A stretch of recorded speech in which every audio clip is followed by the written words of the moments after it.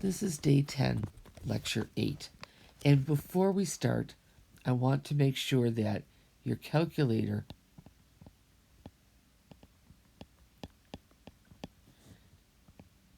is in radian mode.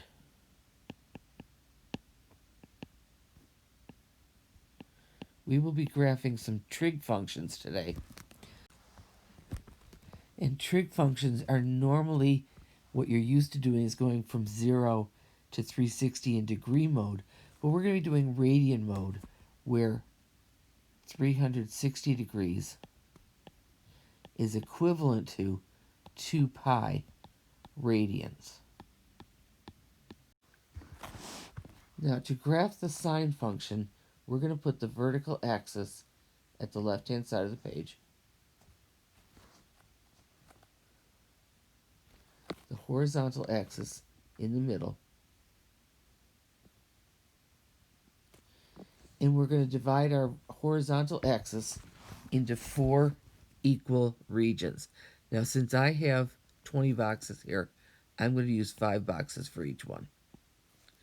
We'll, for the most part, always divide our horizontal axis into 4 equal regions. In this case, that horizontal axis is going to go from 0 to 2 pi radians. Halfway into 2 pi radians is pi. Halfway between 0 and pi is pi over 2. And then halfway between pi and 2 pi is 3 pi over 2.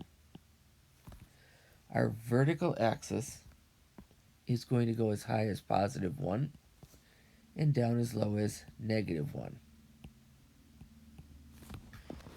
Now the sine curve. The sine curve crosses the vertical axis at the midline of that graph. It increases and goes up to positive 1 a quarter of the way through that cycle. Then it curves back around and goes to the midline again, then goes to the minimum, and then back up to the midline. And you connect those with as smooth a curve as you can. No straight lines. So again, the sine graph starts at the midline, goes up to the maximum, curves back around to the midline, to the minimum, and back to the midline again, in this case for 2 pi radians. The cosine curve, again, we'll put the vertical axis at the left-hand side. We'll put the horizontal axis in the middle. We'll divide that horizontal axis into 4 equal regions, the last one being 2 pi, and the middle one being pi. It'll go up as high as positive 1, and it'll go down as low as negative 1. Now the cosine graph is very similar to the sine graph. It crosses its vertical axis at the maximum, in this case positive 1.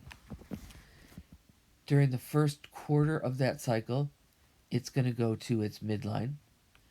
Then it's going to go to the minimum, its midline, and back to the maximum again. So it's going to go like this and be as smooth a curve as you possibly can.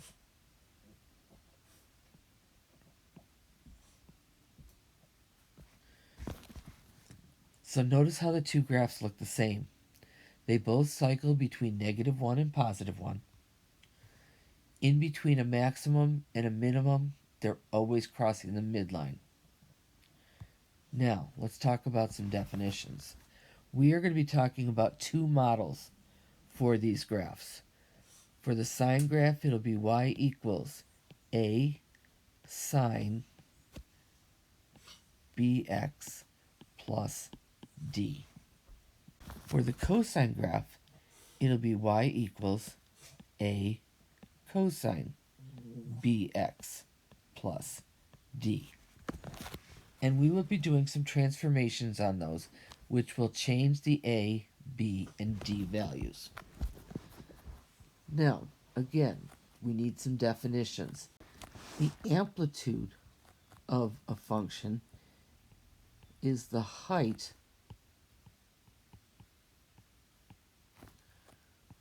from the midline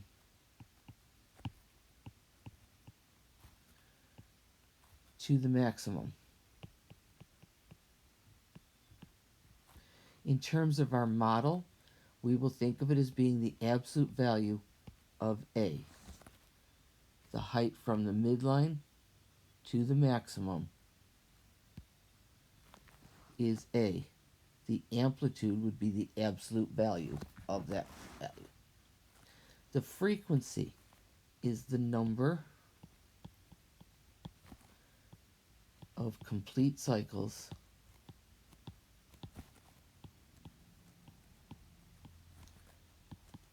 in 2 pi radians.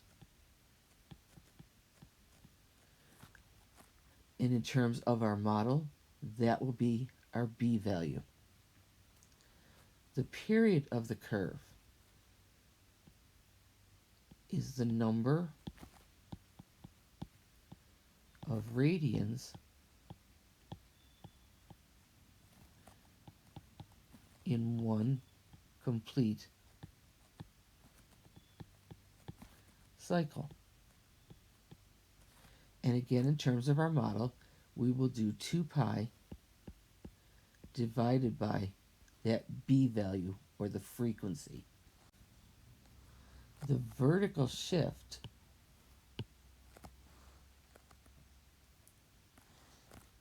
is the number of units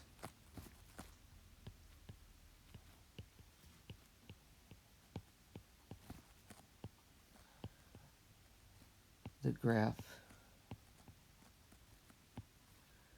is moved up or down.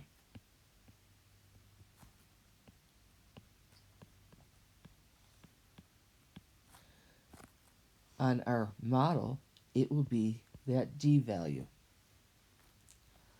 The maximum value is the highest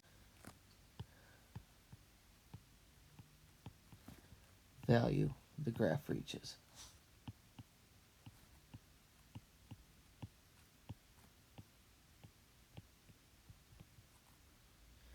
And in terms of our model, we'll talk about that as being the absolute value of A plus D. The minimum will be the lowest value the graph reaches.